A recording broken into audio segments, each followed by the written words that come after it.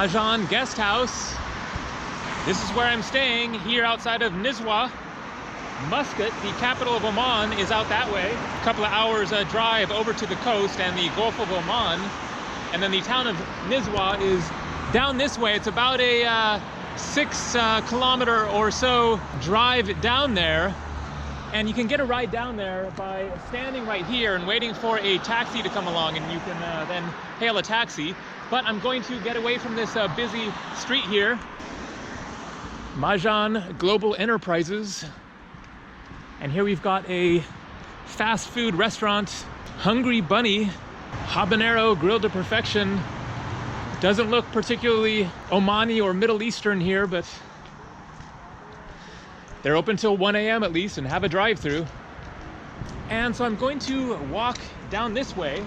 I went on a day trip into the desert around Nizwa here, and on the way back, then trying to get back to the hotel with the guy that I went on the day tour with, there's another video about that, then we got kind of lost and we ended up back in this weird maze of streets and eventually got back to the hotel. But it was really interesting. As you can see right here, here's a old part of a castle or watchtower. I don't know what exactly. Maybe that sign explains in Arabic. And then you can see the cool landscapes, that massive rock just jutting up there. And then there's like neighborhoods back in here. Thought I would show something a little bit different in the course of this video, in which I'm going to tell the story of going from Sohar, looks like a mosque under construction here, and some cows in there. Let's see if I get lost in the course of making this video and whether I can easily find my way back again. And so I came to Oman from the UAE, United Arab Emirates, Dubai. And I took a bus from, from Dubai to Sohar, which is on the border of UAE and Oman, inside of Oman. Get past this construction area here. And so I stayed in Sohar for a couple of days and then needed to get from there to Muscat. It was a couple of hours drive, and buses are not very common in Oman. There are buses that go from Sohar, which is like a medium-sized city on the coast as well, and then it's a drive along the coast to get to Muscat.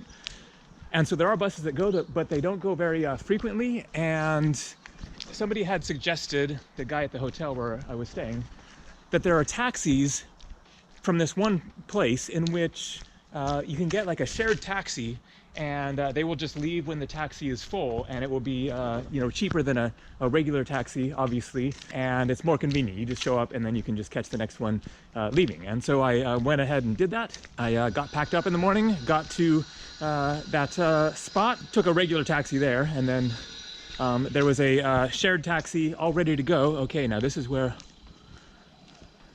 things get a bit interesting.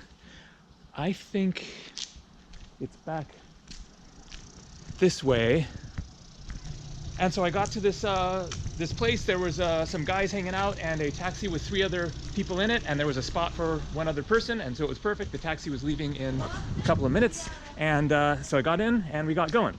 For the price, then he had said it was going to be 8 riyals, which is about $20, and I tried to bargain him down, but he said, well, if you're just going to a you know, sort of central point in Muscat, then I could go 5 riyals, which would be like $12 or so.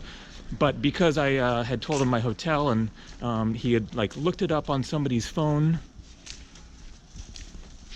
Hello. Because his phone didn't have GPS, and that will be a central part of this story when things get weird. He looked up where it was on another person's phone, and it was a little bit out of the way, and so he said 8 riyals. And so, okay, we get going and make the drive. I wasn't filming that day, and so that's why I'm telling this as a story after the fact. And so we make the drive, and it was a you know, kind of a boring drive actually. But then eventually we get there, we drop off a couple of the other people, and then I'm the last person left in the taxi. Okay, yeah, keep going this way. When we drove through here that other time, it was night.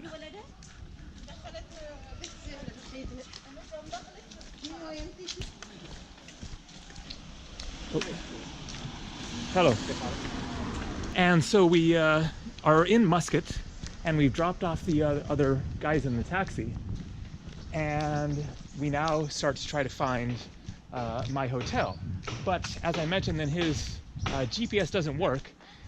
He had figured out the general area, neighborhood, very, very generally, of where the hotel was, but Muscat is incredibly spread out.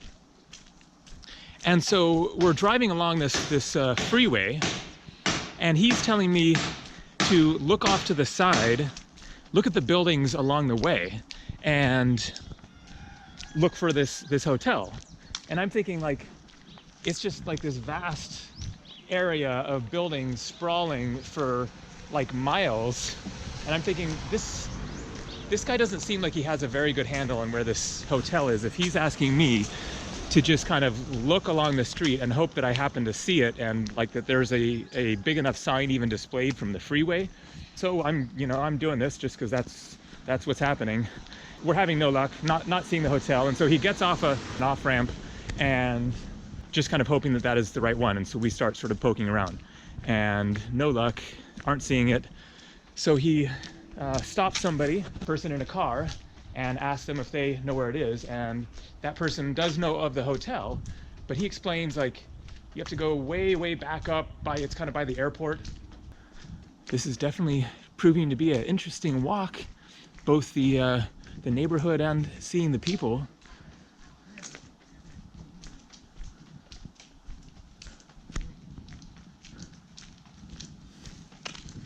Hello. So we get into this neighborhood area, ask this one guy, and he tries to explain it to us as best as he can, but he's basically saying it's a long ways back, and then you have to like go off this road up into this other area. And so we drive that general direction, and then we get to some other place, and we haven't found the hotel yet, and he asks somebody else. Now, my thought here is, first of all, he should have like specifically asked a local taxi driver who might have had a better chance of actually, now this is the part that I remember from before, these old buildings. You know, rather than just asking just random people in vehicles, like what are the chances that they're actually going to know where this one hotel is, somewhere within Muscat, this huge city. All right, pretty cool. But anyways, he stops and asks another random person, and they say, well, yeah, you have to kind of go back out this way. And so we go in that general direction. Trippy. And we are now, wow, okay. I have no idea what's going on here. Obviously some old, ruined, abandoned neighborhood. Whoa.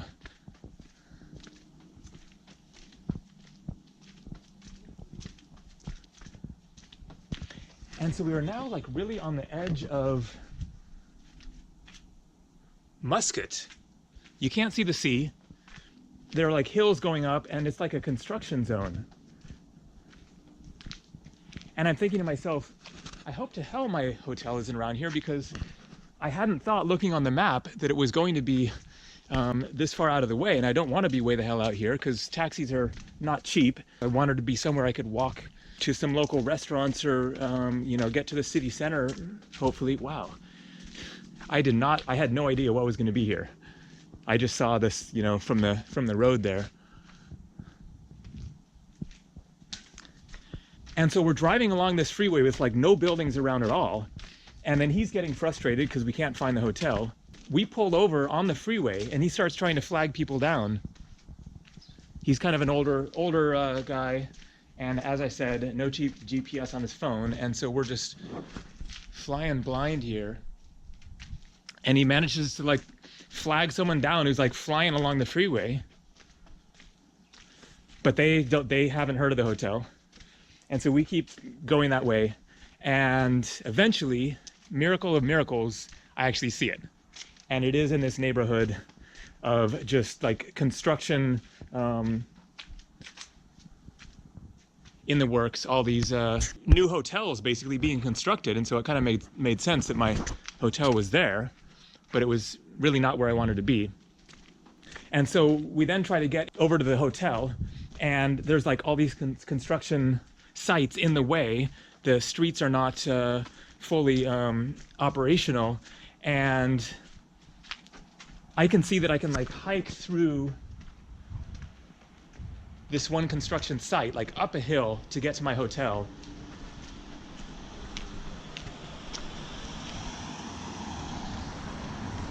And so I tell him, let's just stop here, and I'll just hike up there from here instead of trying to kind of get around on this other street or whatever. So before we got into that point, I'd said to him I was going to pay him 10 reals instead of just the 8, because things had gotten, you know, a little off track there, just to kind of make him happier there.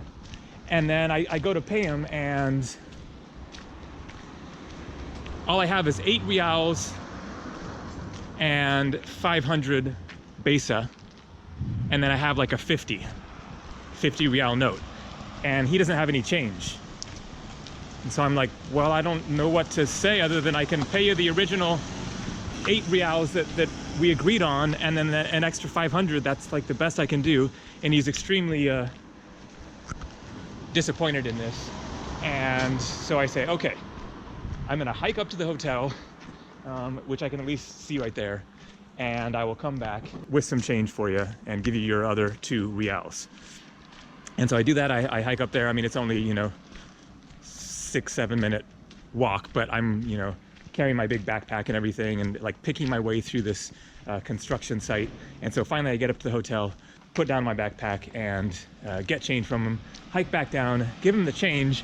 But I could tell when I gave him the 2 reals, he was still disappointed that I only gave him an extra 2 reals. He thought he should have been paid more than that for all of the hassle.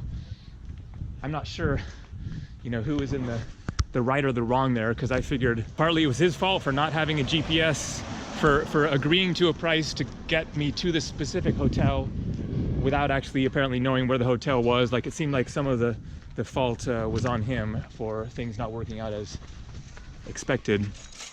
But anyways, gave him the 2 reals and got back to the hotel, and then I asked them at the desk, can I cancel this reservation, which I'd booked online already, but I hadn't paid for, because it was so far out of there.